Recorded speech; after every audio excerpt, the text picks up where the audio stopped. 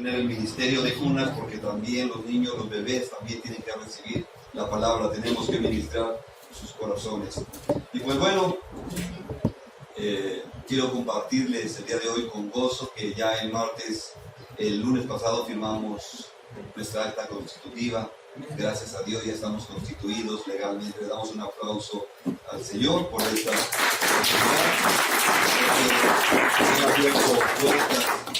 Estamos todavía con nuestras autoridades de IAPA arreglando algunas situaciones, pero sabemos que Dios tiene control de todo.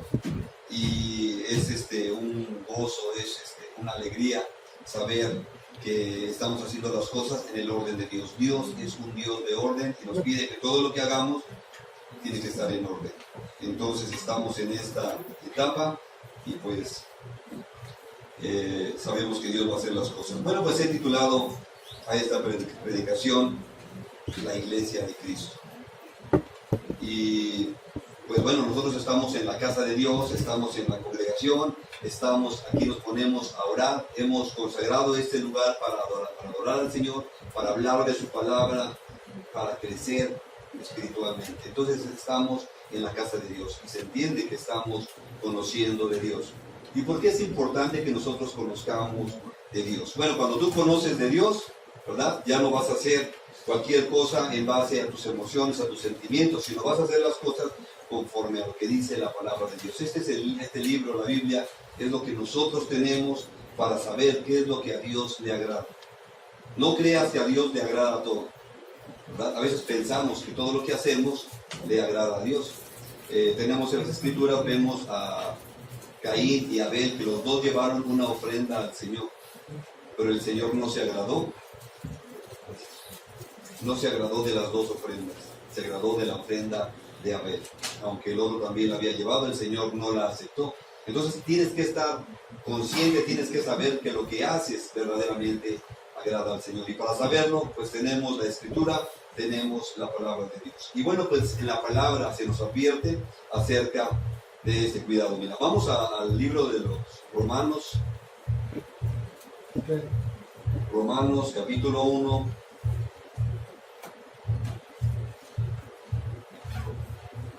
Romanos capítulo 1, versículo 21. Nos dice la palabra de Dios: pues habiendo conocido a Dios, fíjate, dice, pues habiendo conocido a Dios, o sea, eran personas que le conocían, pues habiendo conocido a Dios, no le glorificaron como a Dios, ni le dieron gracias, sino que se envanecieron en sus razonamientos, y su necio corazón fue entenebrecido, fue puesto en tinieblas. O sea que la palabra de Dios nos dice que aquí estas personas conocían a Dios.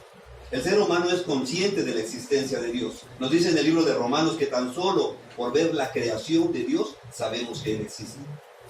Y aun cuando el ateo dice es que no hay Dios, es que no existe Dios, ¿sí? En el corazón sabe que lo hay, a través de todo lo creado.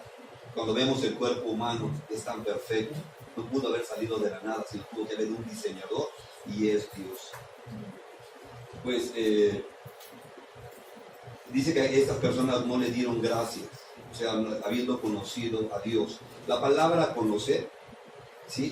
Tiene que ver con relación, con intimidad. Aquí es una intimidad con Dios. La palabra conocer. ¿Recuerdas cuando entraron los ángeles a Sodoma y a Gomorra? Dice que querían conocer, ¿sí? Los varones querían conocer a los ángeles. No era ver de cómo te llamas, sino querían tener intimidad, querían tener relaciones sexuales con ellos. Nos dice la palabra de Dios que María, la madre de Jesús, cuando viene el ángel Gabriel, dice es que no conozco varón. O sea, no está diciendo que no conoce a ningún hombre, sino que no ha tenido relación. Entonces esta palabra también nos habla de relacionarnos con Dios, en esta relación de padre e hijo, una relación personal con Dios. Ser cristiano tiene que ver con una relación personal con Dios. Y pues bueno, nosotros decimos que somos la iglesia de Dios. Y la palabra iglesia viene del griego eclesia, que propiamente quiere decir asamblea. O sea, el nombre de iglesia quiere decir asamblea, una reunión de reunión. Entonces, cuando nos reunimos como iglesia, se dice que hay una reunión, una asamblea. Pero aquí hay algo particular para nosotros, porque el Señor llama a este grupo de creyentes la iglesia. O sea, pero no es cualquier grupo social. No es la iglesia, no debe de ser un grupo social. No debe de ser un grupo de amigos, un pasatiempos. Vamos a ver qué nos dice la palabra de Dios ahí en Primera de Corintios. Primera carta a los Corintios, capítulo 11.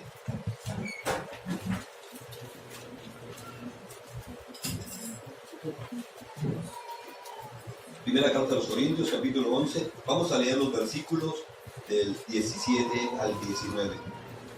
Y fíjate aquí lo importante que podemos ver en cuanto a la iglesia del Señor.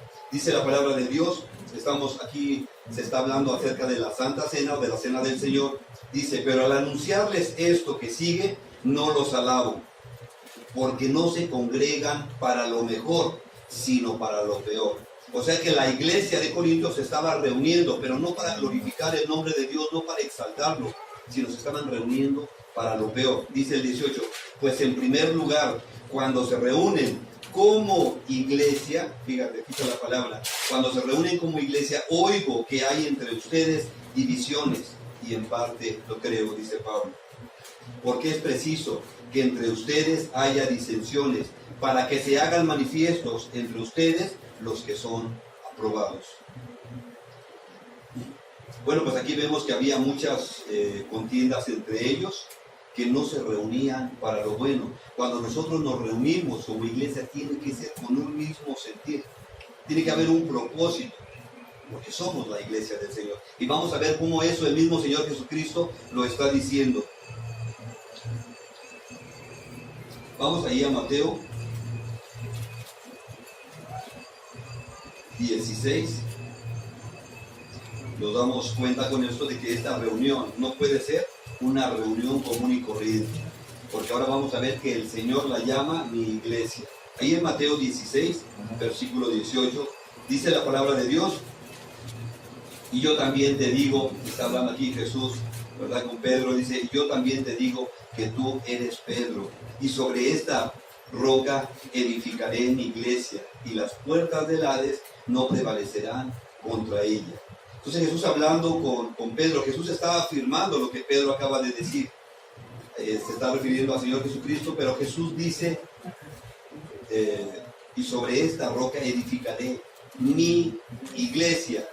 Ve esa palabra, Jesús diciendo mi iglesia, algo que le pertenece, algo que es de Él, algo que Él se ha apropiado, porque le ha costado. Dice, mi iglesia. No dice la iglesia, sino dice mi iglesia, que le pertenece a Él. Entonces cuando nosotros nos reunimos como iglesia, hacemos que el cielo y la tierra se unan. Hacemos que este lugar sea un momento de la presencia de Dios. Somos la asamblea o reunión de creyentes lavados con una misma sangre, ¿sí? Unidos por un mismo Espíritu Santo. Esto hace la diferencia de una reunión común y corriente a una reunión de cristianos. ¿Sí? Vamos a 1 Corintios. Si eres parte de la iglesia, puedes gozarte con eso. 1 Corintios, capítulo 1. Vamos a leer el versículo 2. ¿Estamos ahí? Nos dice la palabra de Dios, la iglesia de Dios que está en Corinto, a los santificados en Cristo Jesús, llamados, ¿qué dice? A ser santos con todos los que en cualquier lugar invocan el nombre de nuestro Señor Jesucristo, Señor de ellos y nuestro. Fíjate que hay un llamado, dice llamados a ser santos. La palabra santo significa apartado, apartados del mundo, santos para el Señor.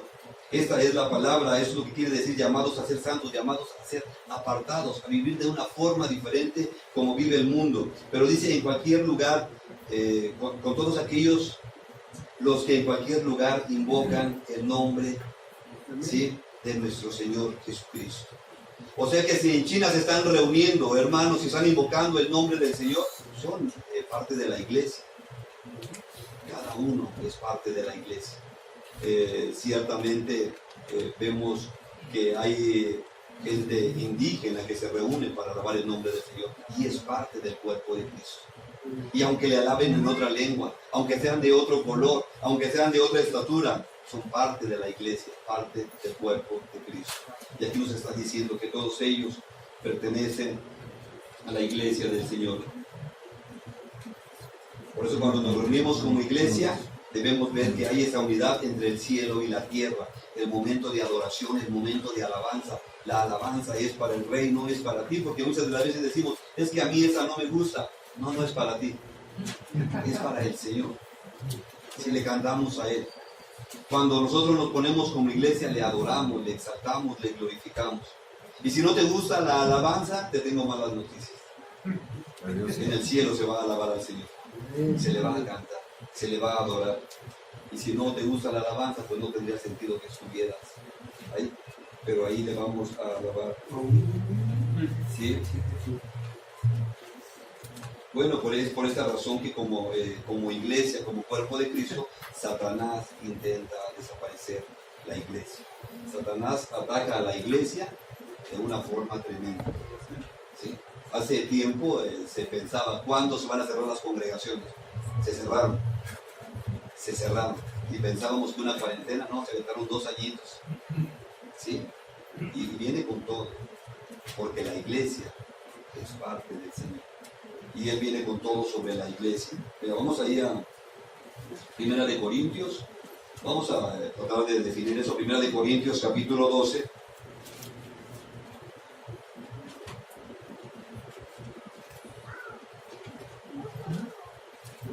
Versículos 27 y 28.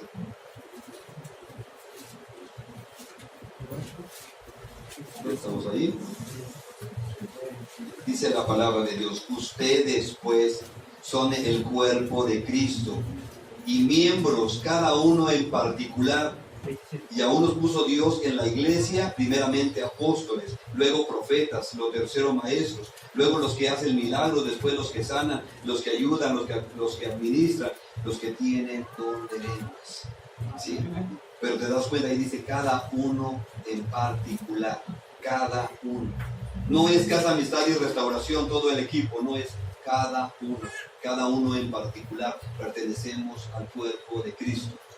Y estaba, y ahorita voy a explicar algo sobre esto, que cuántas células tiene el cuerpo humano. Bueno, una persona que mide aproximadamente 1,70, que pese unos 70 kilos, tiene 30 billones de células aproximadamente. Y cada una de ellas son importantes. Cada una de ellas está ahí para cumplir una función. Y si tú eres parte del cuerpo de Cristo, estás para cumplir una función. Te toca participar. Aquí nada de que soy célula muerta. Aquí nada de que soy una verruguita. Nada. El cuerpo de Cristo es santo, es perfecto. Entonces cada uno en particular, y cada uno debe cumplir la función para que el Señor la creó. Y bueno, pues se ha predicado que estamos en los últimos días. Yo no sé si has escuchado mucho esto. En muchas congregaciones se ha predicado que estamos en los últimos días. En base a lo que dice la Escritura, Jesús nos dice que cuando veamos la abominación en el lugar santo, que nos preparemos. ¿Verdad? Y hemos visto ya tantas cosas que se están moviendo porque el Señor así lo ha determinado. Entonces nos da una advertencia: tengan cuidado. Y nos dice que son tiempos difíciles. Pero esos tiempos difíciles no deben de ser tiempos difíciles para la iglesia, porque la iglesia es la novia del Señor. Entonces debemos confiar en el Señor. Se vienen cosas difíciles, pero no para la iglesia. La iglesia tiene que estar firme, tiene que estar preparada. Mira, vamos a Efesios 5.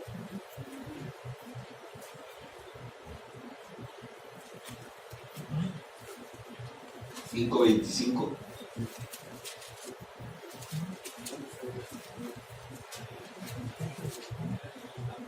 (5:25 al 27). Dice la palabra de Dios: maridos,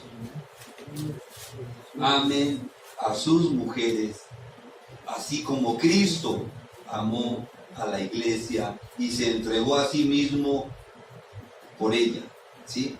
Aquí hablamos de estos textos, regularmente los hablamos cuando estamos ministrando matrimonios, pero hay aquí una enseñanza acerca de Jesús. Dice, maridos, amen a sus mujeres, así como Cristo amó a la iglesia y se entregó a sí mismo por ella, para santificarla, habiéndola purificado en el lavamiento del agua por la palabra, a fin de presentársela a sí mismo una iglesia gloriosa, que no tuviese mancha, ni arruga, ni cosa semejante, sino que fuera santa y sin mancha. Él quiere una iglesia santa, se ha preparado una novia santa. Y esta es la novia del Señor, la iglesia, porque la iglesia salió del costado del Señor Jesucristo. Nos ha lavado, nos ha santificado.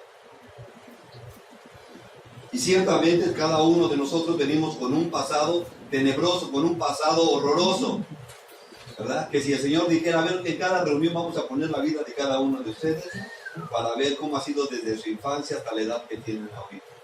¿A quién le gustaría? No, Señor, ¿verdad? Cuando estemos delante del Señor, que diga, vamos a poner tu vida, a ver, ¿cómo fue tu vida?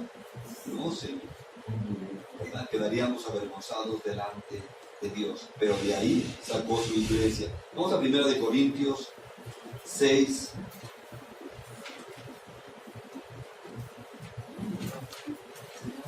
1 Corintios 6, capítulo 9 al 11. Al 10, perdón. Capítulo 6. 1 Corintios, capítulo 6, versículos 9 al 10. Y aquí Pablo está hablando fuerte a la iglesia. Dice, no saben que los injustos, dice, no saben que los injustos no heredarán el reino de Dios. No erréis, no se equivoquen, es lo que quiere decir. Ni los fornicarios, ni los idólatras, ni los adúlteros, ni los afeminados, ni los que se echan con varones, ni los ladrones, ni los ávaros, ni los borrachos, ni los marihuanos, ni los activos, ni los piedrosos, ni los maldicientes, ni los estafadores heredarán el reino de Dios. ¿Sí? Yo sé que por ahí te encontraste. Yo sé que por ahí escuchaste, casi vas a decir presente. Porque ahí estamos en esa lista. Ahí estamos. Todos hemos cometido pecados, todos nos hemos rebelado contra Dios. Y yo no estoy aquí para señalarte ni para decirte cuál pecado es más grande ni cuál pecado es pequeño. Delante de Dios el pecado es pecado. Y no vamos a decir cuál es más grande de todos porque están enlistados. Pero aquí hay algo que Dios quiere enseñarnos, porque ahí estamos nosotros, ahí en esta lista estamos nosotros. Nadie puede decir que no está ahí. Pero vamos a ver el versículo 11, y esto es lo que me agrada de parte de Dios.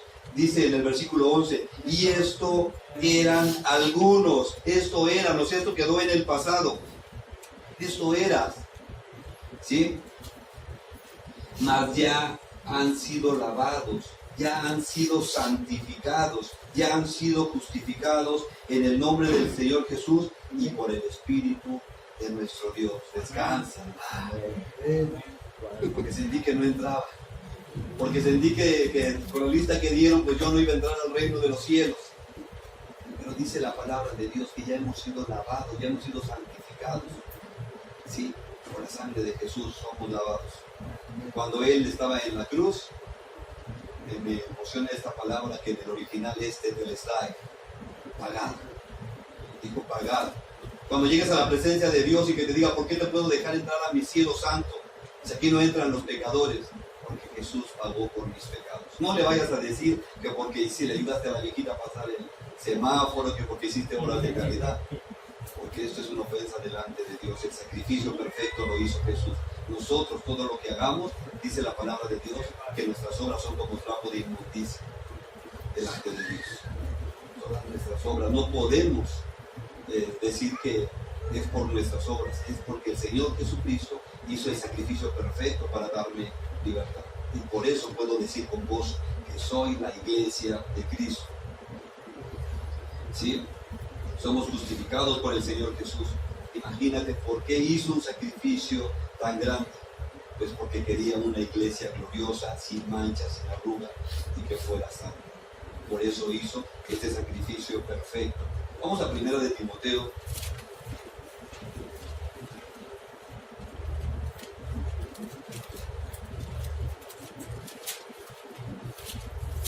Primera de Timoteo, capítulo 3, versículo 15. Aquí Pablo le está dando las instrucciones a Timoteo y le dice en la palabra de Dios, para que si tardo sepas cómo debes conducirte en la casa de Dios, que es la iglesia del Dios viviente. O sea, no es cualquier reunión, tiene que haber un comportamiento especial en la casa de Dios. Dice que es la iglesia del Dios viviente, columna y baluarte de la verdad. ¿Sí? O sea, una columna es la que sostiene el peso del edificio, baluarte es la base de la verdad. Pues Pablo está escribiendo a Timoteo, le da las instrucciones cómo se debe de conducir en la iglesia. ¿Sí? ¿Cómo te conduces en la iglesia? ¿Has apreciado esta presencia de Dios? Y todo esto nos lleva al cuidado que debemos tener.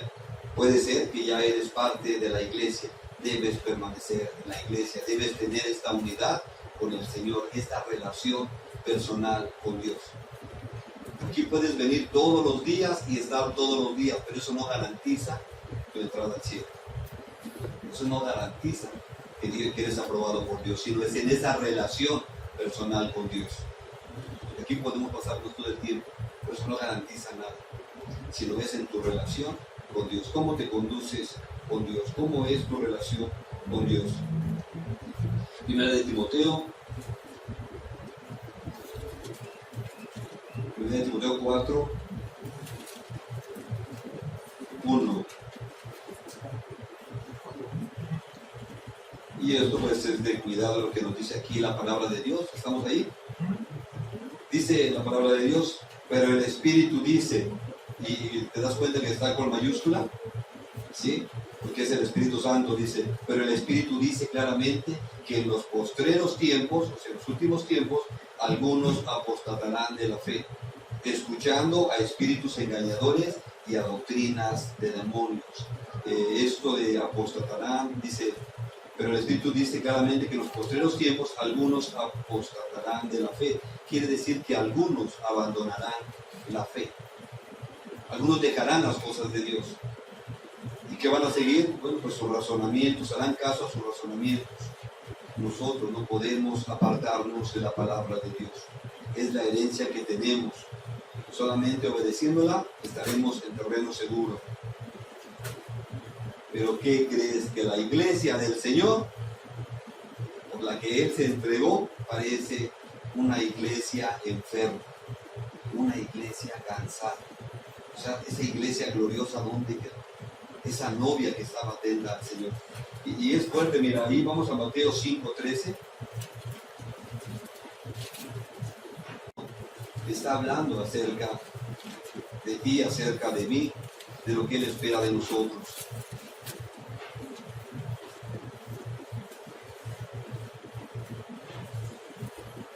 Dice la palabra de Dios, Mateo 5:13, ustedes son la sal de la tierra.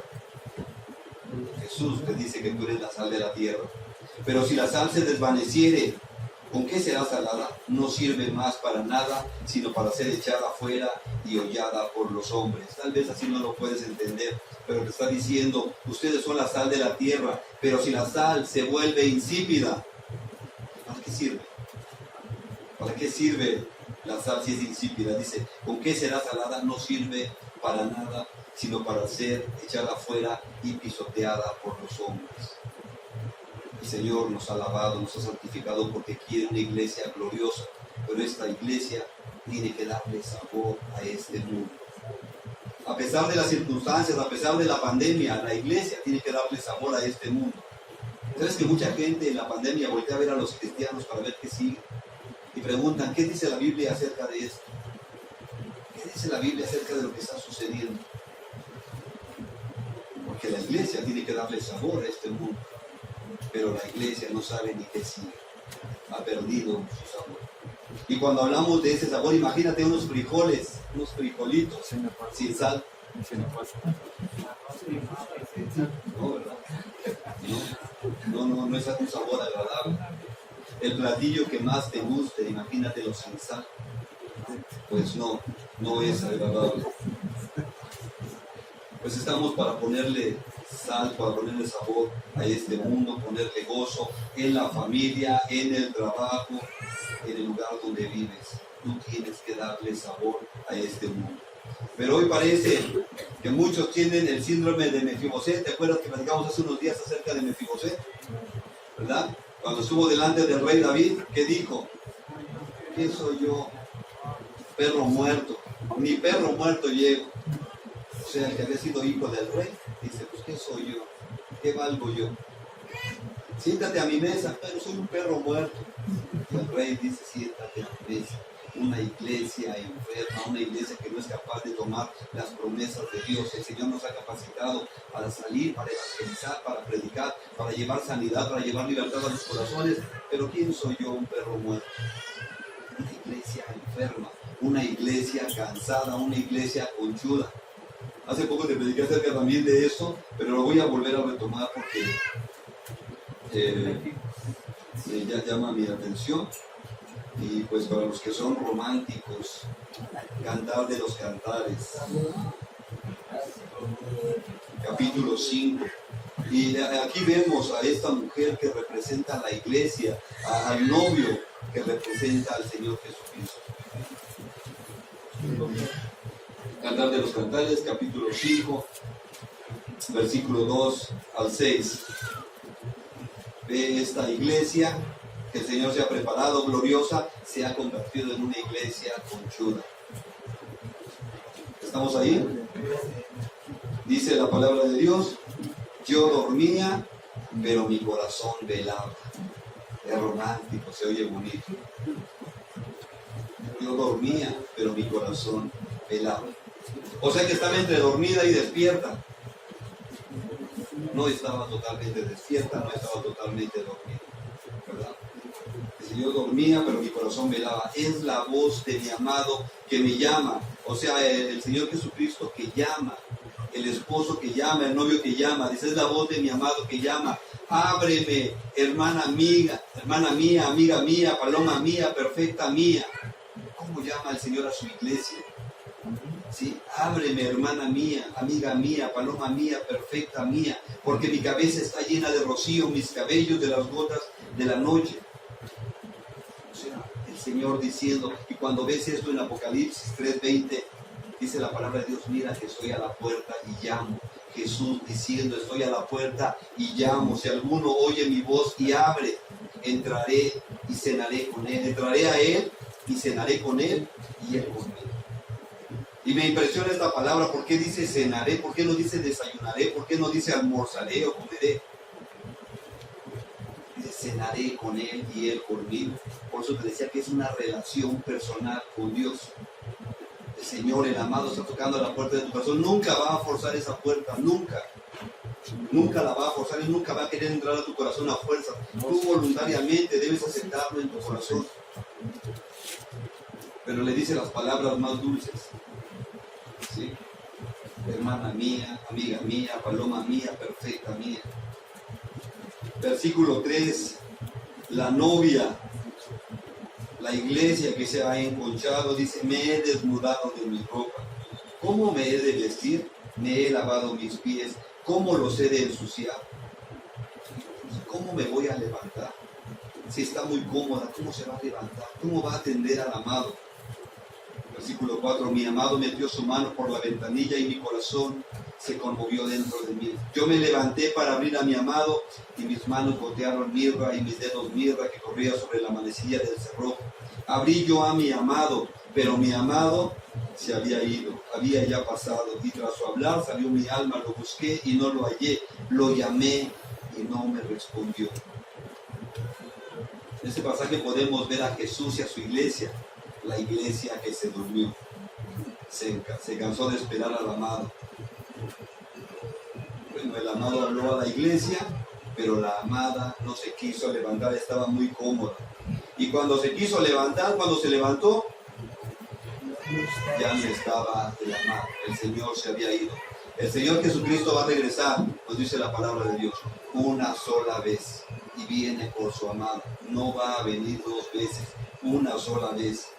y hay que estar listos, hay que estar despiertos.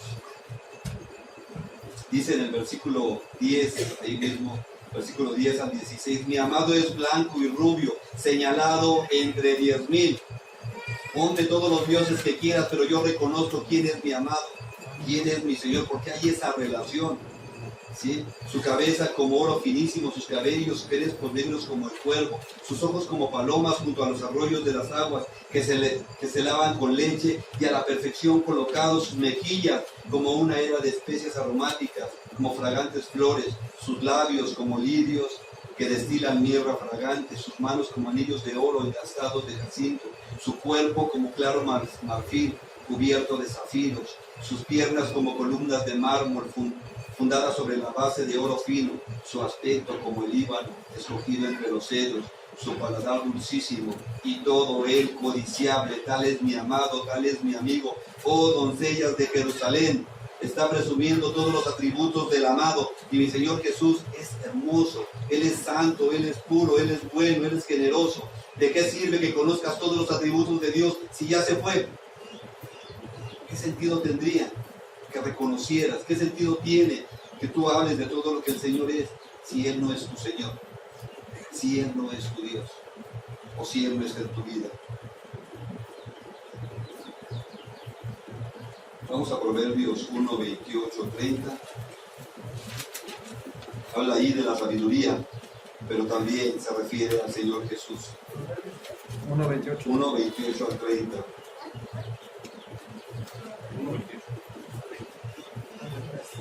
¿Estamos ahí? Proverbios 1, 28, 30. Dice la palabra de Dios: entonces me llamarán y no responderé, me buscarán de mañana y no me hallarán, por cuanto aborrecieron la sabiduría y no escogieron el temor del Señor, ni quisieron mi consejo, y menospreciaron toda reprensión mía. Ahorita es el tiempo de clamar, ahorita es el tiempo de buscar de Dios, ahorita es el tiempo de gozarnos en Dios. Somos la iglesia del Señor y Él quiere una iglesia gloriosa, santa, sin manchas, sin arrugas. El Señor está pidiendo esto de la iglesia.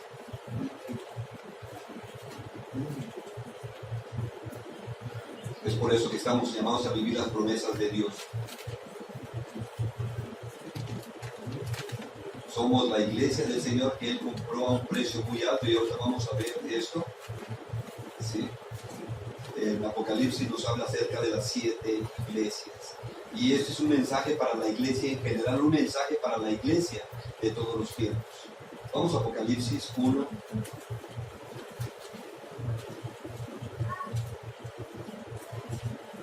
Vamos a leer los versículos 19 y 20.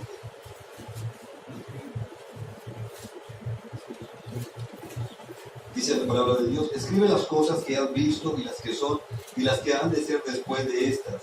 El misterio de las 7 estrellas que has visto en mi diestra y de los 7 candeleros de oro. Las 7 estrellas son los ángeles de las 7 iglesias, y los 7 candeleros que has visto son las 7 iglesias. Las 7 iglesias representan un periodo. Y aquí Jesús nos enseña, pero también nos advierte. Vamos a ver una de las iglesias, está en Apocalipsis 2. Vamos al capítulo 2.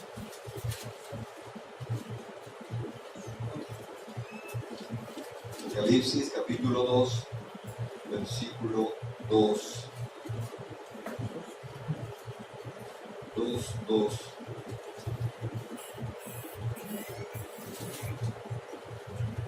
Dice la palabra de Dios: yo conozco tus obras y tu arduo trabajo y paciencia, y que no puedes soportar a los malos, y que has probado a los que se dicen ser apóstoles y no lo son, y los has hallado mentirosos. Y has sufrido y has tenido paciencia y has trabajado arduamente por amor de mi nombre y no has desmayado. Aquí el mensaje es para la iglesia de Éfeso. ¿Sí? Dice el Señor: yo conozco tus obras. En cada una de las iglesias que vamos viendo, que son 7 iglesias, el Señor dice: yo conozco tus obras, yo sé cómo andas, yo sé cómo caminas, yo sé todo de ti, ¿sí? Yo sé bien lo que haces, estás predicando y has sido paciente, es lo que el Señor les está diciendo, y no toleras a los malos. En esa época había una gran inmoralidad sexual, Sí, en esta ciudad había toda práctica, todo tipo de prácticas sexuales, todo aquello que era ilícito. Era una forma de vida normal. Sí, la iglesia de Éfeso estaba decidida a no permitir que sus miembros participaran de estas cosas. Ellos sabían bien quiénes eran los siervos de Dios. Ellos no se dejaban engañar porque cualquiera les predicaba. Ellos buscaban que verdaderamente fuera un siervo de Dios. Pero vamos a ver el siguiente versículo, el versículo 3. Perdón, dice el 3, y has sufrido y has tenido paciencia y has trabajado arduamente por amor de mi nombre y no has desmayado. 4, pero tengo contra ti, ¿sí? O sea, estaban en esta iglesia, estaba en la predicación, eran celosos, conocían a los siervos de Dios, pero dice, pero tengo contra ti que has dejado tu primer amor. Has dejado de tener esa relación con el Señor. Y muchas de las veces nosotros nos dedicamos a las actividades, a trabajar, a estudiar, a limpiar, vamos a la batalla, vamos a escombrar, vamos a acomodar, vamos a leer la palabra, nos reunimos, tenemos 4 devocionales al día, pero algo que tienes que tener esa relación personal con Dios, cada uno buscando un tiempo de intimidad con Dios, porque aquí el Señor les está diciendo, ¿sí? Ahí en el versículo 4, si lo puedes subrayar, dice, pero tengo contra ti que has dejado tu primer amor, ¿sí? Has perdido esa pasión, has perdido esa entrega. Entonces podemos decir que conocemos todo de Dios, que sabemos que Él es hermoso, que Él es glorioso, como describía el Cantar de los Cantares, pero nunca, o sea, la novia nunca está con Él. Y eso pasa en muchas de las actividades. Aquí en la casa hay mucho trabajo. Te recuerdo que una ocasión nos decía la doctora Pardillo, el ministerio es una cosa, pero la relación con Dios es otra. Y esta es la más importante, porque hasta del ministerio podemos hacer una idolatría. Entonces tenemos que pasar tiempo con el amado. Y el Señor les está diciendo aquí que esto tenía contra ellos, que habían perdido su primer amor. Vamos a Apocalipsis 3.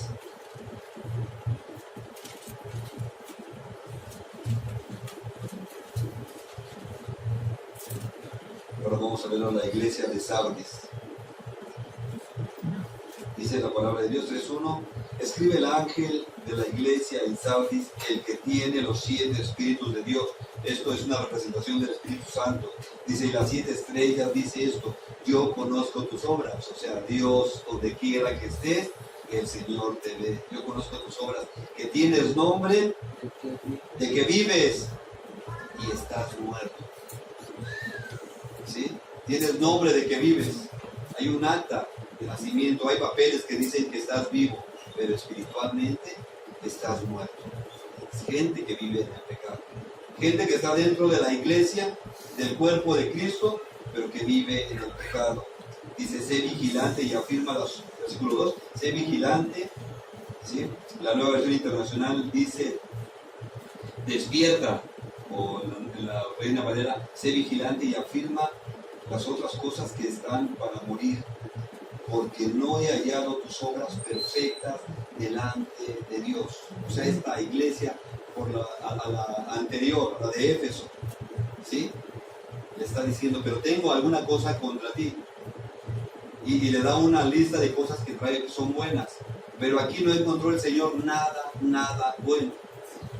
Una iglesia muerta. Una iglesia, ¿sí? Que el Señor no ha encontrado nada, no he hallado tus obras perfectas delante de Dios. Versículo 3, acuérdate pues de lo que has recibido y oído, y guárdalo y arrepiéntete, pues si no velas, vendré sobre ti como ladrón, y no sabrás a qué hora vendré sobre ti. Y esto es importante. El Señor, ¿qué te ha dado? Te ha dado su palabra, te ha dado un lugar, te ha llenado de gracia, te ha mostrado su perdón, su misericordia. Y estoy seguro que has sentido la presencia de Dios. Y si no, sería una mentira lo que viene gente de los que han venido a compartir. Vienen, y ¿cuál es el testimonio? Es que desde que entré sentí la presencia de Dios. Y es que desde que entré sentí la presencia de Dios, sentí algo en mí. ¿No sientas la presencia de Dios estando en la casa de Dios? ¿Verdad? Sería ilógico.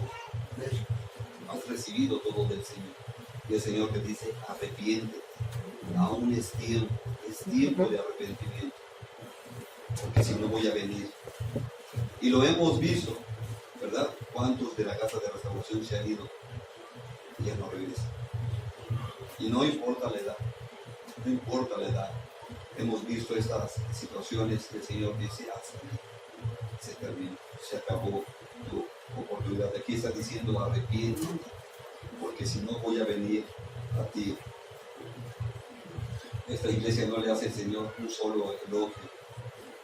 Y es la iglesia del Señor que está hermosa, pero muerta en el pecado. Vamos a Apocalipsis 3, el mismo 3, vamos a leer los versículos 15 al 18. Y ahora es el mensaje a la Odisea. Vamos a leer desde el 15 al 18. Dice la palabra de Dios, yo conozco tus obras, una vez más. En cada una de las iglesias vas a ver eso. Yo conozco tus obras, que ni eres frío ni caliente. Ojalá fueras frío o caliente. Pero por cuanto eres tibio y no frío ni caliente, te vomitaré de mi boca. Pon el Señor fuerte a esta iglesia. Ojalá que fueras frío o caliente, ojalá que te decidiera por lo bueno o por lo malo, pero no un día cristiano y al otro día mundano. Decídete. Ojalá que fueras frío o caliente. Y en toda la vida que he tenido en el ministerio, solamente una persona escuché que decía, yo soy frío. Bueno, no me dijo yo soy frío, me dijo, yo me quiero ir al infierno. Yo sí me voy al infierno. Había tomado un taxi de ahí de la Merced para acá. Y venía yo en la parte de atrás, regularmente vengo en la parte de atrás porque me puedo echar un sueñito. Y si vas con el conductor tienes que ir platicando. Entonces, adelante iba uno de los varones de la casa, iba platicando con el chofer y él platicándole que era cristiano. Y el otro dijo, pues a mí los cristianos me caen gordos. Dice, se creen mucho. Y peor los pastores.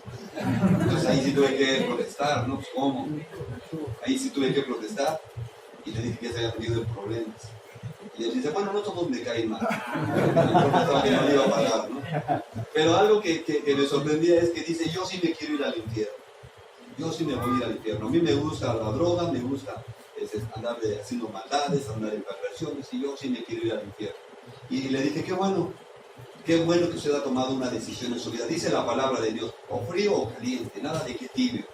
Usted decidió, usted se va a ir al infierno porque usted lo decidió, y el día que se vaya al infierno y esté sufriendo ahí, esté siendo torturado, pero usted va a decir, yo decidí. No, espéreme. Si la gente se escapa de la cárcel, que no me escape yo del infierno, no. Ahí no se va a poder escapar, porque usted está decidiendo. Cuando ya le hablas así, es como que ya estaba dudando, como que ya empezaba a calentarse. La palabra de Dios dice, decide, frío o caliente, porque a los tibios los vomito de mi boca, dice el Señor.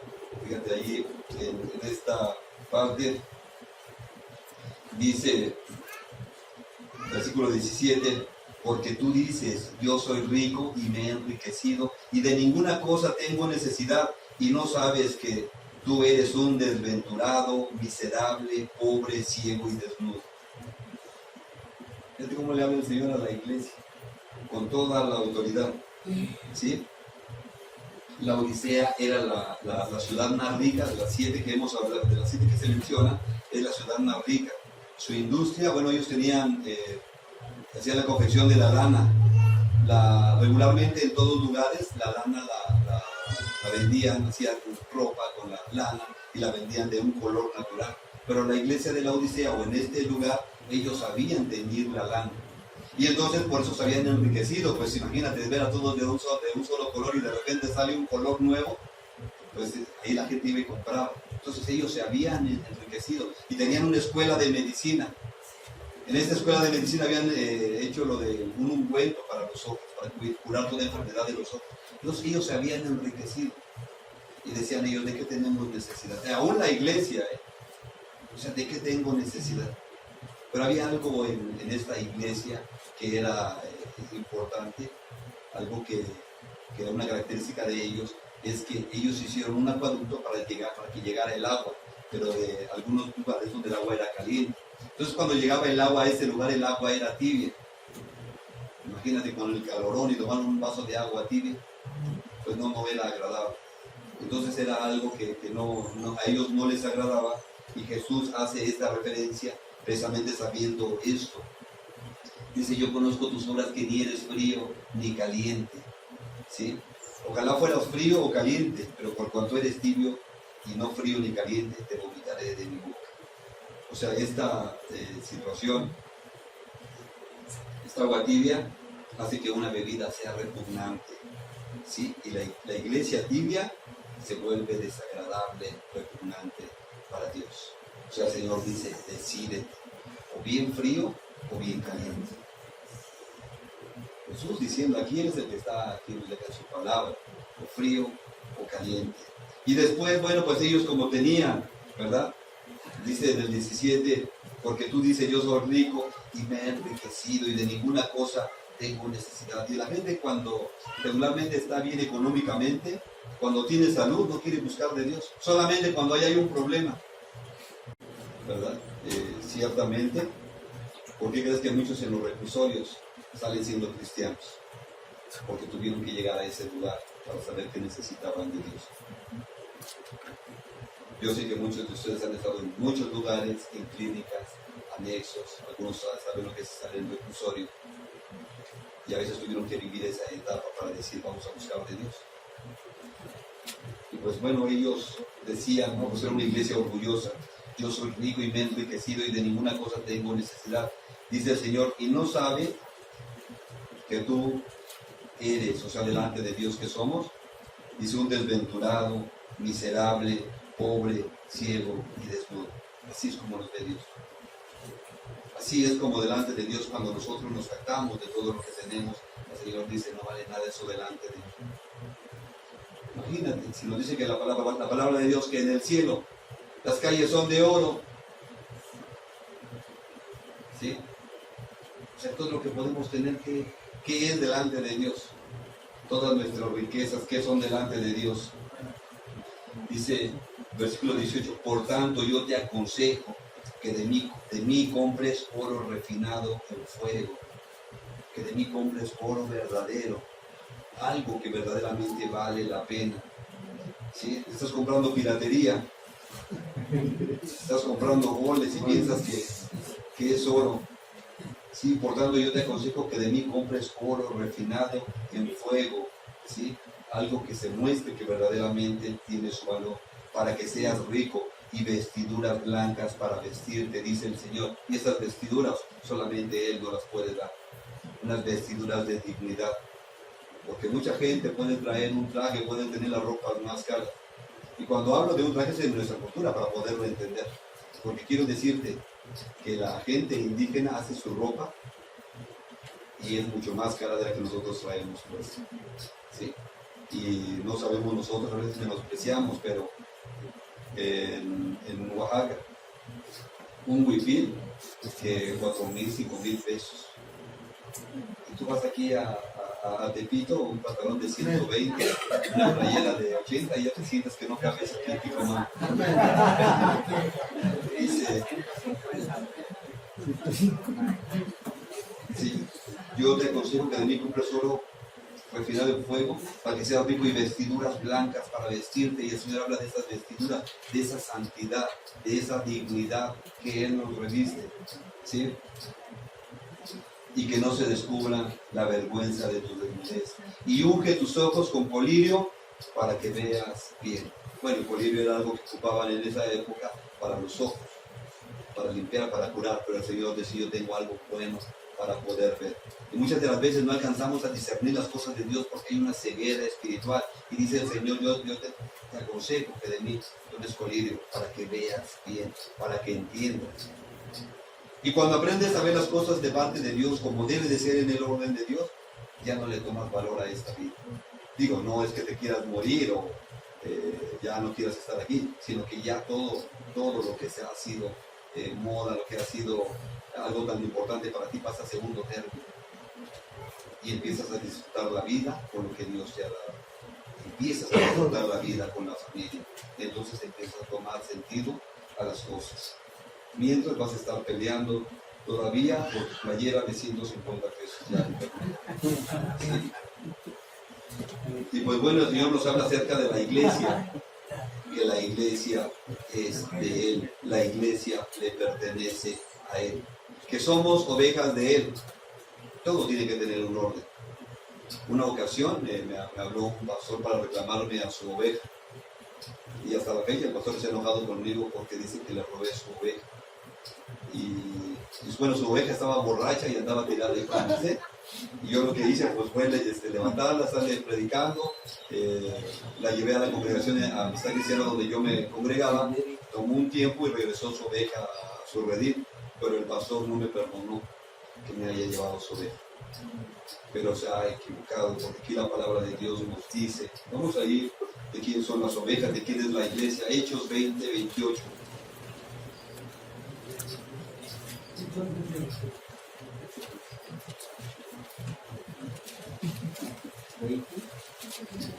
Amén. 20:28 dice la palabra de Dios: por tanto, miren por ustedes y por todo el rebaño, en que el Espíritu Santo los ha puesto por obispos. La palabra obispos puede ser también la palabra anciano, la palabra pastor. Dice, para apacentar la iglesia del Señor, la iglesia que le pertenece al Señor, la cual Él ganó, ¿qué dice? Por su propia sangre. Por su propia sangre. La iglesia es del Señor, las ovejas son del Señor. Si Él pagó un precio, donde quiera que estés, la iglesia, eres parte del Señor. Y si nunca has entendido qué se necesita para ser hijo de Dios, para ser parte de la iglesia, es que tú confieses a Jesús como tu Señor y como tu Salvador. Vamos allí a Juan 1:11, al Evangelio de Juan.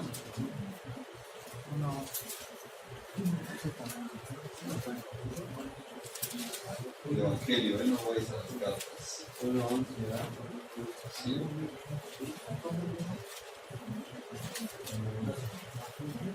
Aquí en este Evangelio nos está hablando acerca de Juan. Dice la palabra de Dios: a lo suyo vino y los suyos no le recibieron. Está hablando del Señor Jesucristo. El Señor Jesús, ¿verdad? Estaba en el cielo, Él estaba sentado en su trono, lleno de gloria, lleno de majestad, pero había que pagar el precio por la libertad de nosotros, y Él vino a pagar por nuestros pecados. Y dice que a lo suyo vino, ¿sí? Y los suyos no le recibieron. El pueblo de Dios, el pueblo judío, no le recibió, no le reconoció. Dice el versículo 12, mas a todos los que le recibieron, a los que creen en su nombre, les dio potestad, les dio autoridad de ser hechos hijos de Dios. Esta es la condición para ser un hijo de Dios: aceptar a Jesús como tu Señor, como tu Salvador. Y es como eres parte de la iglesia, es como eres un hijo de Dios. Creación de Dios, todos, no dudamos, todos somos creación de Dios, pero hijos solamente los que reconocen el señorío, el sacrificio de Jesús. Y vamos a Romanos,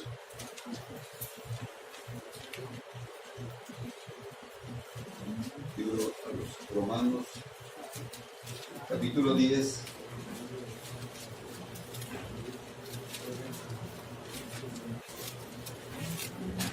Versículo 9. Ya vamos a terminar, les pido que me den unos minutitos más. 10:9. Dice la palabra de Dios que si confiesas con tu boca, eso lo tienes que hacer cada uno personalmente, que si confiesas con tu boca que Jesús es el Señor y crees en tu corazón que Dios le levantó de los muertos, serás salvo.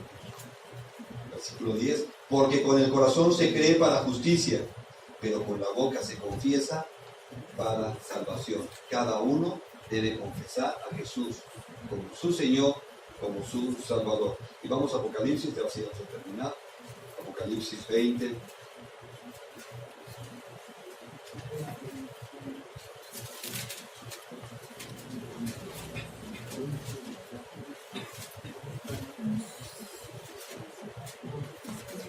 Cuando leemos la palabra de Dios es lo único que tenemos para poder saber qué es lo que le agrada al Señor. No sé que estés haciendo algo y que con eso le desagrades al Señor. Versículo, estamos en Apocalipsis 20, vamos a ver los versículos 11. Ahí tiene el juicio ante el gran trono blanco. Algún día estaremos todos delante del Señor Jesucristo. Todos vamos a estar ahí. Ateos, todas las religiones, creyentes, incrédulos, estaremos delante del Señor. Dice el versículo 11, y vi un gran trono blanco y al que estaba sentado en él. ¿Sí?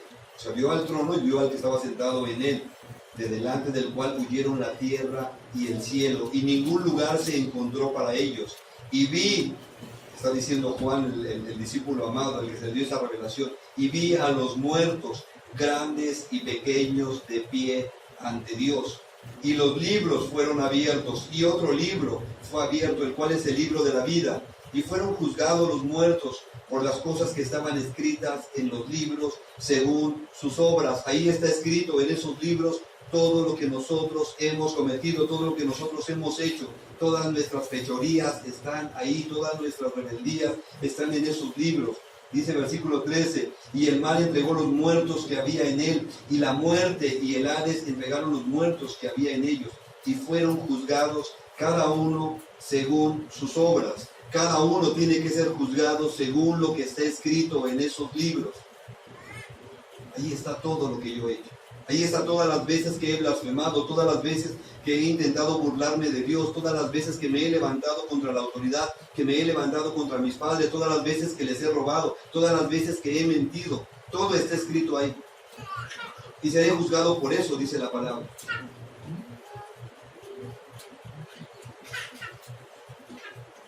Versículo 13.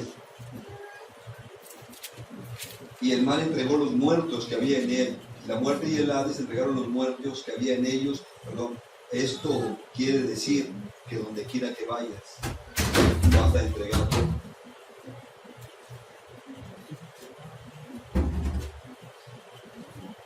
¿Todo bien? Sí. Y la muerte y el Hades, perdón, esto quiere decir que donde quiera que vayamos, donde quiera que queramos ocultarnos, vamos a dar cuentas delante de Dios. Todos. No hay para dónde hacerse. Aún el que quedó chamuscado va a dar cuentas delante de Dios. Hace unos días nos compartía Ricardo Gasca y nos decía, y ese día posiblemente no quieras ver a Dios, porque vas a ser juzgado por él. Y ahí nada de que cuánto sabe, y ahí de cómo es la mordida, nada, vas a estar delante del juez justo. ¿Sí? Dice, y la muerte y el Hades fueron lanzados al lago de fuego. Esta es la muerte segunda. La palabra de Dios nos habla aquí de una primera muerte, una segunda muerte, porque habla de esta muerte segunda. Es esa muerte espiritual, los que son lanzados al lago de fuego. Es irse al infierno. Es un tormento estar ahí. Siguiente versículo. Y el que no se halló inscrito en el libro de la vida fue lanzado al lago de fuego. El que no esté su nombre en el libro de la vida, dice que va a ser lanzado al lago de fuego. Y eso lo dice el Señor. ¿Cuándo se escribe tu nombre en el libro de la vida? ¿Cómo tener la seguridad de que tu nombre esté escrito en el libro de la vida? Cuando tú aceptas de corazón a Jesús como tu Señor, como tu Salvador, desde ese momento eres trasladado del mundo de las tinieblas a la luz de Cristo, y desde ese momento eres un hijo de Dios y tu nombre está escrito en el libro de la vida. Pero ¿qué va a pasar entonces? Porque ya me dijeron que ahí están los libros con todos mis pecados. Ahí está todo lo que yo he hecho, todas mis fechorías, está escrita en esos libros. El Señor es justo y dice que Él no dará por inocente al culpable. ¿Sí? Entonces, ¿qué es lo que va a suceder? Que ahí aparecerá la palabra que le está pagado. Él ya pagó porque yo hice el sacrificio perfecto. Él es libre, Él puede entrar porque mi sangre lo limpió de sus pecados. Y es por eso que tienes acceso al trono de gracia. Y ponte de pie, por favor.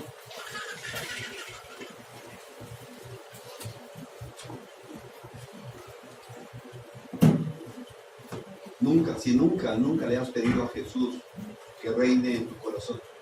Ser cristiano no tiene que ver con una religión, tiene que ver con una relación personal con Dios. Ser cristiano es llevar una vida conforme a las Escrituras. Ser cristiano es vivir como lo marca la palabra de Dios. El Señor nos dejó esta palabra para poderla vivir. No tiene que ver con una religión.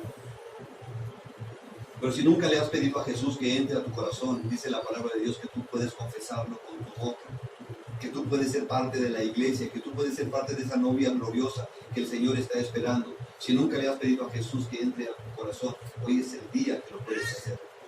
No te puedes sentir presionado porque tiene que ser en libertad. Pero voy a pedir porque todos lo hagamos el día de hoy. Sé que algunos ya lo hicieron, pero si no lo has hecho y hoy lo quieres hacer, hazlo de corazón. Cierra tus ojos y vamos a hacer esta oración. Si es la primera vez que la vas a hacer y quieres invitar a Jesús, no te distraigas, solamente haz esta oración con fe.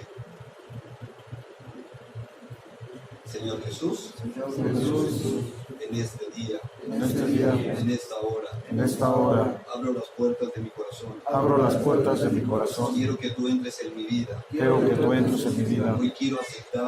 Hoy quiero aceptarte como mi Señor, como mi Salvador. Señor Jesús, quiero que mi nombre esté escrito en el libro de la vida. En este día, Señor, quiero ser tu hijo. Quiero ser tuyo. Perdona todos mis pecados. Perdona todas mis iniquidades. Señor Jesús, pongo mi vida delante de ti. Hoy quiero decirte que tú eres mi Padre, que yo soy tu hijo. Y quiero comenzar esta relación de amor. En tu nombre, Jesús. Amén.